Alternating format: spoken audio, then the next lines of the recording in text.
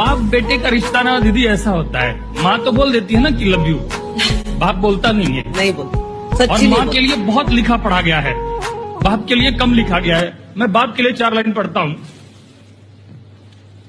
पिता रोटी है, कपड़ा है, मकान है, पिता नन्हे से परिंदे का बड़ा आसमान है।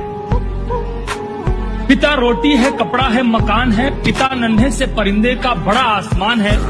पिता है तो घर में प्रतिपल राग है, पिता से माँ की चूड़ी, बिंदी और सुहाग है। पिता है तो बच्चों के सारे सपने हैं, पिता है तो बाजार के सब खिलौने अपने हैं।